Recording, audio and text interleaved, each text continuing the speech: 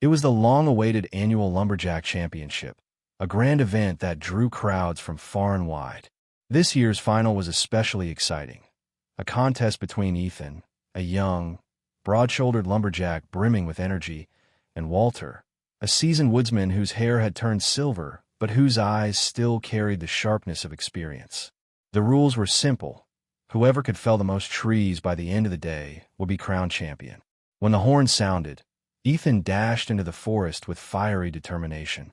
His axe swung with the power of youth, and with each crashing tree, he grew more confident. Sweat dripped from his brow, but he hardly noticed. Ambition fueled him like fire.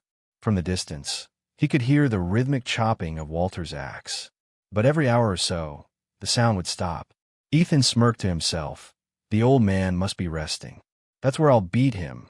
My strength, my stamina, my relentless drive. And so Ethan pressed on.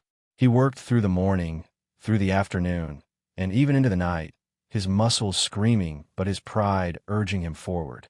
By the time the competition ended, he stood surrounded by a mountain of felled trees. His chest swelled with triumph.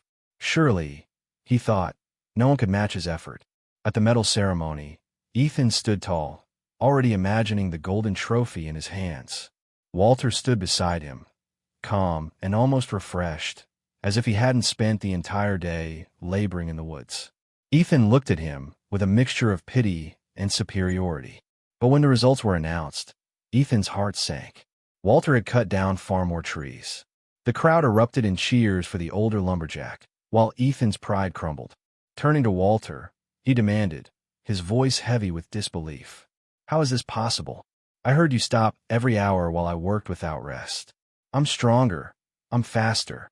How could you possibly beat me? Walter smiled gently, his weathered hands resting on his axe. Son, he said, every hour I stop not only to rest, but to sharpen my axe. Strength alone may cut a tree, but wisdom cuts a forest. Ethan lowered his head, realizing for the first time that sheer force without reflection could never outmatch the sharp edge of experience.